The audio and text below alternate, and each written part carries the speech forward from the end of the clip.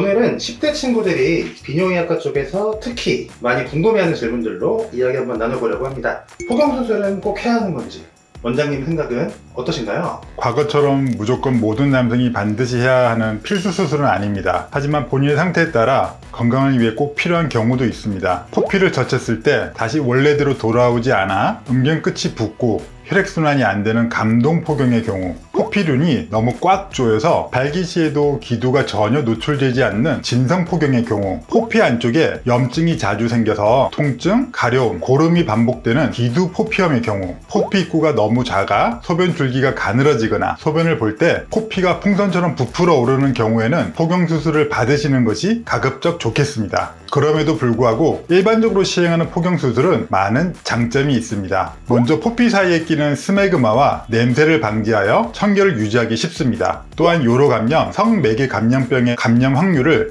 낮춰준다는 연구 결과들도 있습니다. 그리고 또래 집단과의 차이로 인한 스트레스가 있는 경우 고려할 수 있겠습니다. 평소에는 포피가 기두를 덮고 있지만 손으로 젖혔을 때나 발기 시에 부드럽게 기두가 노출된다면 청결하게 잘 씻고 관리하는 것만으로도 충분합니다. 포경 수술은 정답이 전해진 것이 아닙니다. 가장 좋은 방법은 비뇨학과에 내원하여 포피의 신축성, 염증 여부, 기두 노출 정도를 전문의에게 진찰받고 본인의 상태가 수술이 꼭 필요한 상태인지 아니면 선택사항인지 먼저 확인해 보는 것이 좋겠습니다. 자위를 많이 하면 머리가 나빠진다, 성기가 작아진다 이런 얘기가 있던데 진짜 그런가요? 적당한 자유행위 자체가 성기 발육에 큰 문제를 일으키거나 질병을 유발하지는 않습니다. 하지만 잘못된 방식이나 과도함은 주의가 필요합니다. 자위를 한다고 해서 키가 안 크거나 성기가 작아지는 것은 아닙니다. 하지만 자위 자체보다는 어떻게 하느냐가 건강에 더 영향을 줄 수 있습니다. 손이나 기구가 청결하지 않거나 너무 강한 힘을 주게 되면 성기 피부에 미세한 상처가 생길 수 있습니다. 이는 기두 포피염이나 피부 질환의 원인이 됩니다. 또한 너무 한쪽 방향으로만 무리한 압박을 가하는 습관이 반복되면 성기가 한쪽으로 휘는 현상이 나타날 수도 있습니다. 그리고 사정을 억지로 참거나 하루에 너무 여러 번 반복할 경우에는 전립선과 요도 근육에 피로가 쌓여 소변이 시원하지 않거나 회음부 통증이 발생할 수 있습니다. 그리고 너무 자극적인 영상에 의존하는 자위는 실제 성관계에 대한 잘못된 인식을 심어줄 수 있고 심리적 발기부전이나 조루의 원인이 되기도 합니다. 또한 학업이나 수면, 운동 등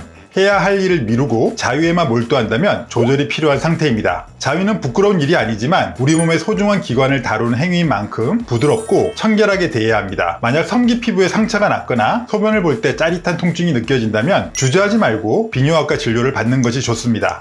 성기 크기 언제까지 크는 걸까요, 원장님? 보통 성기의 성장은 사춘기 시작부터 시작하여 만 17세에서 19세 전후까지 이어집니다. 성기 크기는 키나 골격처럼 부모님으로부터 물려받은 유전적 요인이 가장 큽니다. 그리고 적절한 영양 섭취와 수면은 남성 호르몬 분비를 도와 성장을 뒷받침합니다. 최근에는 실제 크기는 정상이지만 하복부의 지방이 가려져 작아 보이는 함몰 음경이 많습니다. 특히 10대 비만은 성기가 묻혀 보이게 하므로 적절한 체중 관리가 중요합니다. 많은 남학생이 자신의 성기가 작다고 걱정하지만 실제로 비뇨학과를 방문해 검사해보면 90% 이상은 정상 범위 내에 있습니다. 성장이 끝나는 만 18세 이후까지는 꾸준히 변화하므로 조급해 하지 않아도 됩니다. 만약 성장이 전혀 일어나지 않는 것 같거나 통증이 있다면 그때는 전문의의 도움을 받아보는 것이 좋습니다.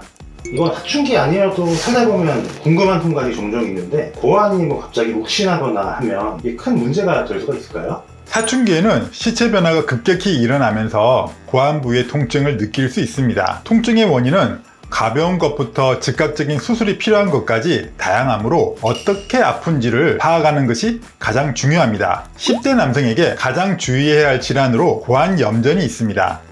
고환으로 가는 혈관이 꼬여 혈액 공급이 차단되는 상태입니다. 갑자기 발생한 극심한 통증, 고환이 부어 오르는 상태, 하복부 통증이나 구토를 동반하게 되고 통증이 너무 심해서 잠에서 깰 정도이며 시간이 흐를수록 더 심해지는 특징이 있습니다. 이럴 경우에는 6시간 이내에 수술을 해야 고환을 살릴 수 있습니다. 이런 경우라면 즉시 응급실로 가야 합니다. 고환 위쪽 혈관이 늘어나는 정계정맥류도 있습니다. 이는 사춘기에 흔히 발견됩니다. 주로 왼쪽 고환이 묵직하고 뻐근하게 아픈 것이 특징입니다. 또한 세균 감염이나 소변의 역류로 인해 고환 옆 부고환에 염증이 생기는 부고환염도 있습니다. 만지면 통증이 심해지고 열이 날 수 있습니다. 하지만 고환이 급격히 커지면서 주변 신경이나 조직이 자극받아 일시적으로 짜릿하거나 뻐근한 성장통이나 성적인 자극을 오래 받았지만 사정 등으로 해소되지 않았을 때 혈류가 모여 묵직한 우렬성 통증이 발생할 수 있습니다. 이는 휴식하면 금방 사라집니다. 통증이 아주 미미하고 금방 사라진다면 큰 걱정을 안 하셔도 됩니다. 하지만 통증이 걷기 힘들 정도로 심하거나 한쪽 고환이 부어오르고 열이 난다면 절대 참지 말고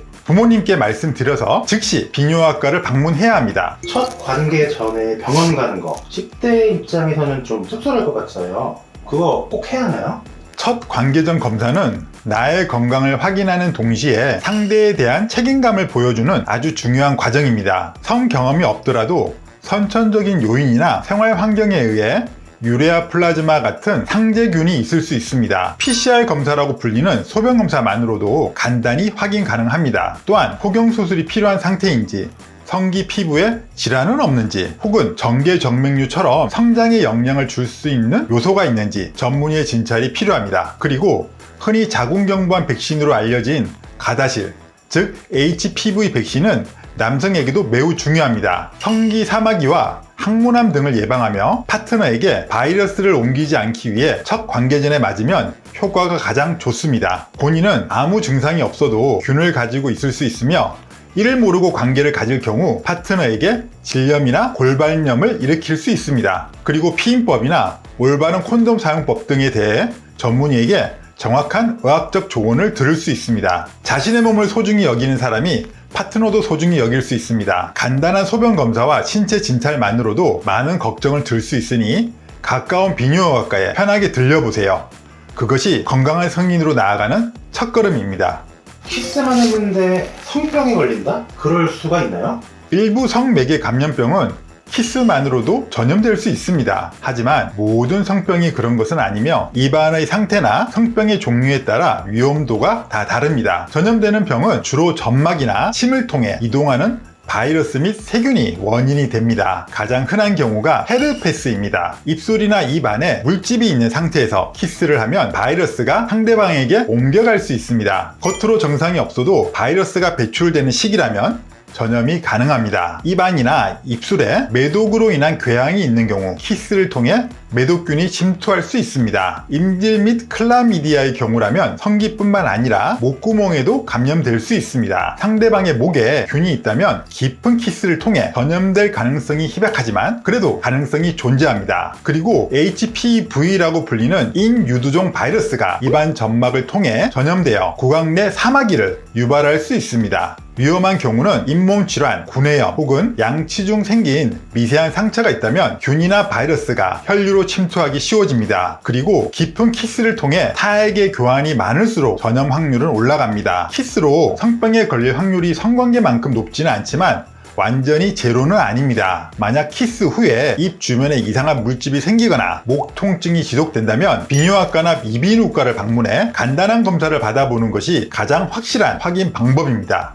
새벽에 잠깐 깨거나 아침에 일어났을 때 발기가 되는 게 정상이냐라는 질문도 꽤 있었습니다. 야간 발기가 일어나는 이유는 우리가 자는 동안 우리 몸은 스스로 성기 건강 진단을 수행하기 때문입니다. 렘 수면이라고 불리는 깊은 잠 단계에서 뇌는 성기로 신선한 혈액을 계속 보냅니다. 이는 성기 조직에 산소를 공급하고 근육을 튼튼하게 유지하기 위한 자연스러운 신체 관리 시스템입니다. 또한 남성 호르몬은 보통 새벽부터 아침 사이에 가장 높게 분비됩니다. 이 호르몬 수치가 정점을 찍을 때 아침 발기가 나타납니다. 그리고 자는 동안 방광에 소변이 차면 신경을 자극하게 되고 이것이 발기신경과 연결되어 발기를 유도하기도 합니다. 비뇨학과 의사들은 오히려 아침 발기가 잘 되는지를 보고 남성 건강을 확인합니다. 오히려 피로가 심하거나 스트레스가 심할 때 혹은 잠이 부족할 때는 일시적으로 나타나지 않을 수도 있습니다. 만약 아침 발기가 전혀 일어나지 않는 날이 몇 달간 지속되거나 소변을 볼 때 통증이 동반되는 경우가 아니라면 현재 여러분의 상태는 비뇨학과적으로 매우 건강함을 의미합니다. 자신의 몸이 잘 성장하고 있다는 증거이니 기쁘게 생각하셔도 됩니다.